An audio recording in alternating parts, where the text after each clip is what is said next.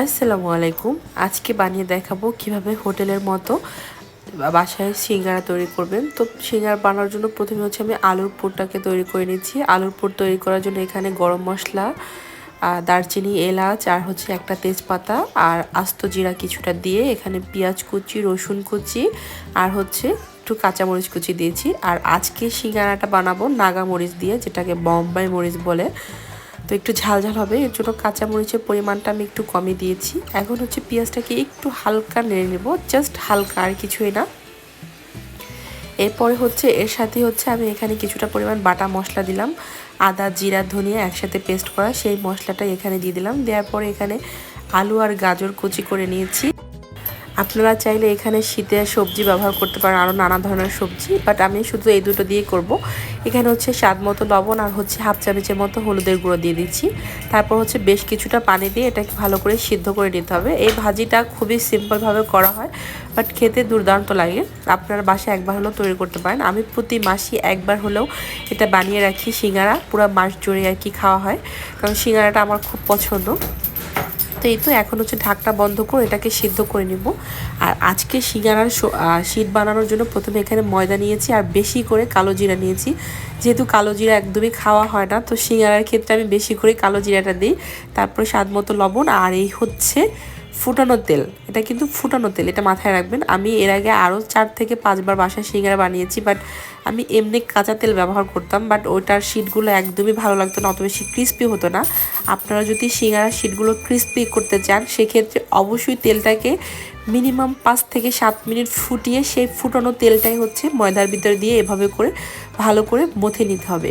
এই স্টেপটা আপনারা ফলো করবেন, তাহলেই দেখবেন আপনাদের বাসায় তৈরি করা সিঙ্গারাটা অনেক বেশি টেস্টি হয় খেতে। তারপর হচ্ছে নর্মাল যে পানি, সেই পানি দিয়ে ভালো করে আমি একটা সফট ডো তৈরি করে নেব। একদম শক্ত হবে না, বেশি নরমও হবে না। তো আমি কিছুক্ষণ ভালো করে মথে নিয়েছি। এখন ছোট ছোট আকারে লেচি কেটে নিচ্ছি।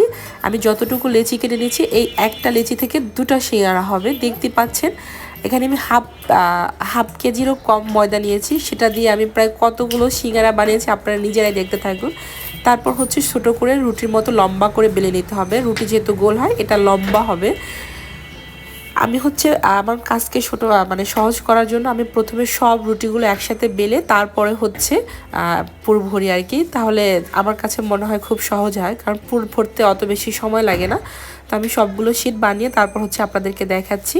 তো প্রথমে দেখে নেন, এরকম করে লম্বা যখন শেপ হবে, তারপর হচ্ছে মাঝখান দিয়ে একটা চাকু দিয়ে কেটে নিতে হবে। এই তো 2টা সিঙ্গারা হবে এটা দিয়ে। আমি যেহেতু একদম বাজারের মতো বড় বড় সিঙ্গারা করব না, একটু ছোট ছোট করব, এর জন্য এরকম ছোট ছোট লেচি কেটে নিয়েছি। যদি আপনারা বড় করতে চান, সেক্ষেত্রে লেচির সাইজটা একটু বড় করে নেবেন, তাহলেই হবে। তো এই তো আর একটা কথা, আপনারা যদি তেল দিয়েও এরকম করে বেলে নিতে পারেন, বাট আমার কাছে তেল দিয়ে বেলতে আমার অস্বস্তি লাগে। এর জন্য হচ্ছে আমি অল্প ময়দা ইউজ করে এভাবে করেই সবগুলো হচ্ছে লেচি কেটে নিচ্ছি এবং সুন্দর করে বেলে বেলে সিঙ্গারা শীট তৈরি করে নিচ্ছি।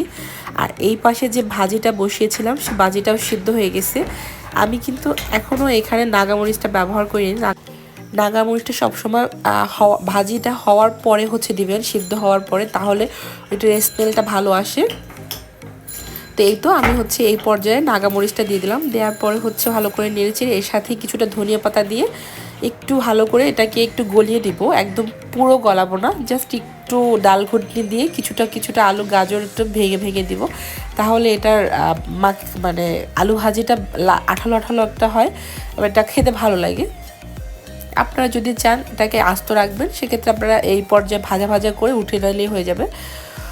তো এই তো দেখতে পাচ্ছেন খুব সহজে কত মানে কোনো প্রকার ঝামেলা ছাড়াই হচ্ছে ভাজিটা তৈরি করা যায়। কিন্তু দেখতে পাচ্ছেন একটু ম্যাশ করে নিয়েছি হালকা, আবার পুরো ম্যাশ করতে যাবে না, তাহলে ভর্তা হয়ে যাবে, ওটার টেস্ট আপনার ভালো লাগবে না, এটাই ভালো লাগবে আর কি। তো এই তো এখন হচ্ছে পুরটাকে আমি ভালো করে ঠান্ডা করে নিব। আর এই তো দেখেন আমি যতগুলো সিঙ্গারা বানাবো সব শীটগুলো তৈরি করে নিয়েছি। ওখানে অনেকগুলো শীট হয়েছে, আমি বুঝতে পারি না এতগুলো হয়ে যাবে। তো তারপর কিভাবে বানাবেন সেই প্রসেসিংটা আপনারা নিজেরাই দেখে নেন। আমি একটু পানি দিয়ে নিয়েছি যাতে লেগে যায় ভালো করে আর কি, একটার সাথে একটা খুলে না যায়। যেহেতু তেলে ভাজতে হবে এগুলো, সেক্ষেত্রে খুলে গেলে তো সব পুরটা বের হয়ে যাবে। তারপর হচ্ছে এই তো এখানে বলার মতো কিছু নেই, আপনারা দেখে নেবেন, তাহলেই বুঝতে পারবেন কিভাবে করে এটার শেপটা দেবেন। আমি ভালো করে আপনাদেরকে 2-3টা বানিয়ে দেখাচ্ছি। আমি আজকে বেশি করে সিঙ্গারা বানাচ্ছি, কারণ এটাকে আমি ফ্রোজেন করব অনেক মানে পুরো মাসের জন্য, এবং আমি ভেজেও আপনাদেরকে দেখাবো যে এটা কত বেশি ক্রিস্পি হয়। তো আপনারা দেখতে থাকুন।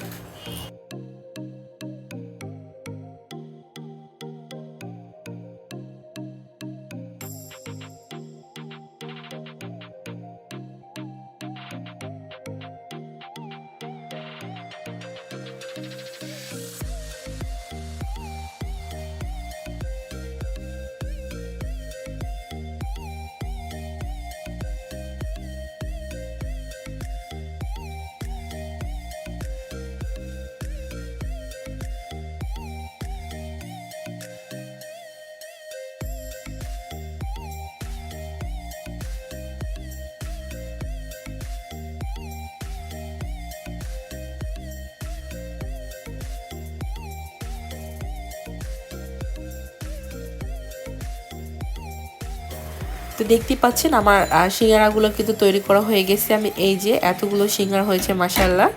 আর এগুলো বানানোর পরে এতটুকু পরিমাণে ভাজি রয়ে গেছে এক কড়াই ভাজি থেকে। এখন হচ্ছে আমি ভাজার জন্য এখানে তেলটাকে একটু হালকা গরম করে নিয়েছি। এখন সিঙ্গারা দিয়ে দিলাম। আমি অল্প কিছু ভাজছি, আর বাকিটাকে হচ্ছে আমি ফ্রোজেন করার জন্য ডিপ ফ্রিজে রেখে দিয়েছি। যখন এটা শক্ত হয়ে যাবে তখন মানে একদিন রাখলেই হয়ে যাবে ফ্রিজে, তারপরের দিন হচ্ছে এটাকে এয়ারটাইট বক্সে করে রেখে দিবেন। মাস জুড়ে খেতে পারবেন কোনো প্রকার ঝামেলা ছাড়া।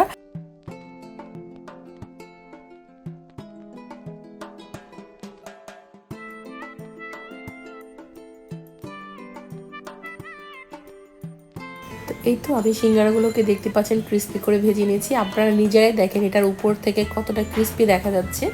আর আজকে সিঙ্গারার সাথে যে সসটা ব্যবহার করছি এটা হচ্ছে আমি বাসায় তৈরি করেছি।